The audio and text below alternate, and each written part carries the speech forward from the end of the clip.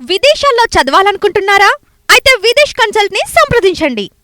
నా నియోజకవర్గ సమస్యల్ని ప్రభుత్వం దృష్టికి తీసుకురావడానికి అవకాశం ఇచ్చిన అధ్యక్షుల గారికి ధన్యవాదాలు చెప్పుకుంటూ, ముఖ్యంగా గత 11 సంవత్సరాల పరిపాలనలో, అంటే 9.5 సంవత్సరాల బీఆర్ఎస్ పరిపాలనలో, కాంగ్రెస్ 1.5 సంవత్సరాల పరిపాలనలో నిజామాబాద్ అర్బన్ నియోజకవర్గానికి అటు డబుల్ బెడ్రూమ్ కానీ ఇటు ఇందిరమ్మ ఇల్లు కానీ ఒకటి కూడా రాలేదు అధ్యక్ష. సుమారు 55,000 అప్లికేషన్లు వచ్చినాయి అప్పుడు డబుల్ బెడ్రూమ్ కోసము. 396 ఇండ్లు కాంగ్రెస్ ప్రభుత్వం రాకముందు ఒక సంవత్సరం ముందు పూర్తి చేసుకొని అవి ఎందుకు డిస్ట్రిబ్యూషన్ చేయలేదో నాకు ఇంకా తెలియదు అధ్యక్ష. అదేవిధంగా 252 ఇండ్లు డబుల్ బెడ్రూమ్ ఇండ్లు 80% కంప్లీట్ చేసుకొని 20% కంప్లీట్ చేసుకోవడానికి రెడీగా ఉన్నాయి అధ్యక్ష. ఇది హౌసింగ్ మినిస్టర్ పొంగులేటి శ్రీనివాసరెడ్డి గారు నిజామాబాద్ కలెక్టరేట్లో వచ్చినప్పుడు వారి దృష్టికి తీసుకెళ్ళడం జరిగింది. ఏదైతే 396 ఇండ్లు 1,25,00,000 రూపాయలు శాంక్షన్ చేసి దసరాకు మేము లబ్ధిదారులకు అందిస్తామని చెప్పి దసరా వెళ్ళి 4 నెలలు అయింది అధ్యక్ష. 1,25,00,000 కాకుండా 4 కోట్ల ఫండ్ రిలీజ్ చేస్తే సుమారు 650 ఇండ్లు లబ్ధిదారులకు అందుతాయని మీ ద్వారా తెలియజేస్తా ఉన్నా అధ్యక్ష. అదేవిధంగా అర్బన్లో స్థలం ఉండే వాళ్ళు చాలా తక్కువ మంది ఉంటారు పేదలకు, ఎందుకంటే కాస్ట్లీ ల్యాండ్స్ ఉంటాయి. అక్కడ మీరు ఏదైతే మొదటి దఫా 3,500 ఇండ్లు ఇస్తానని చెప్పినరో అక్కడ మీ సర్వే ప్రకారము, అక్కడ చేసే సర్వే ప్రకారం 2,650 మందికే జాగాలున్నాయి. మిగతా మీరు 850 ఇండ్లకు స్థలం చూపెట్టి మొదటి దఫా 3,500 ఇండ్లు శాంక్షన్ చేయవలసిందిగా కోరుతాను అధ్యక్ష. అదేవిధంగా అధ్యక్ష, తెలంగాణ రాష్ట్రం పేరు మీద ఏర్పడ్డ తెలంగాణ యూనివర్సిటీలో 800 మహిళా స్టూడెంట్స్కు ఒకే హాస్టల్ ఉంది అధ్యక్ష. ఒక్కొక్క రూమ్లో 10-12 మంది ఉంటారు కనుక ఇంకొక హాస్టల్ నిర్మించడానికి మీరు ప్రభుత్వము చర్య తీసుకోవాల్సిందిగా కోరుతా ఉన్నాను అధ్యక్ష. అదేవిధంగా తెలంగాణలోని అన్ని యూనివర్సిటీల్లో ఇంజనీరింగ్ కాలేజ్ ఉంది. కేవలం తెలంగాణ యూనివర్సిటీలోనే ఇంజనీరింగ్ కాలేజ్ లేదు. అక్కడ ఇంజనీరింగ్ కాలేజు మీరు ప్రారంభించాలని మీ ద్వారా నేను తెలియజేస్తున్నాను అధ్యక్ష. జిల్లా పెద్ద కేంద్రంలో, నిజామాబాద్ జిల్లా పెద్ద కేంద్రంలో బస్టాండు దారుణమైన పరిస్థితి ఉంది. గతంలో బీఆర్ఎస్ ప్రభుత్వం ఒక సర్వే చేసి స్టేషన్ పక్కన ఉన్న ల్యాండ్, ఐడియల్గా ఉన్న R&B ల్యాండ్ని సెలెక్ట్ చేసిండ్రు. అది అందరికీ కూడా అనుకూలంగా ఉంటుంది. సరే అంటే అక్కడ కొత్త బస్టాండ్ నిర్మిస్తే ప్రజలకు కూడా సౌకర్యవంతంగా ఉంటుంది, అన్ని వసతులతోటి కూడా చేయగలుగుతారు.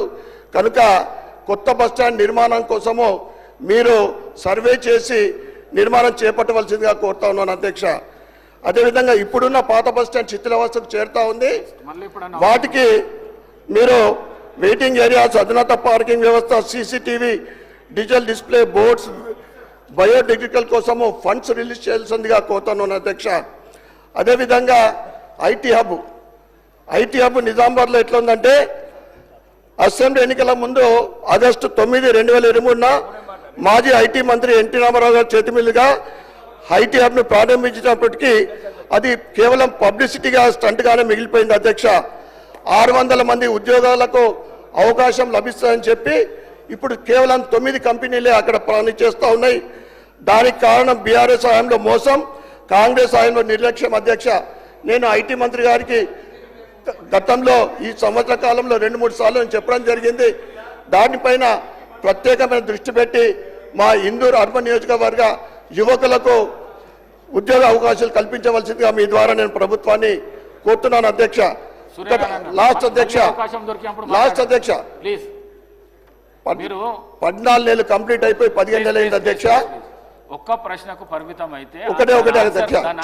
చివరగా 4 డిపార్ట్మెంట్లు అడిగితే ఆన్సర్ రానికే కష్టమవుతుంది. హరీష్ రావు మా ఎంబడి పడి క్వశ్చన్కి ఆన్సర్ వస్తలేదని అధ్యక్ష. CDF ఫండ్ ఎందుకంటే ఎక్కడికి వెళ్ళి అడుగుతారు అధ్యక్ష. చాలు మా సార్ చెప్పండి సోదరుడు అడిగినట్టు ప్రతి నియోజకవర్గానికి. మంత్రి గారు, మినిస్టర్ గారు ప్లీజ్.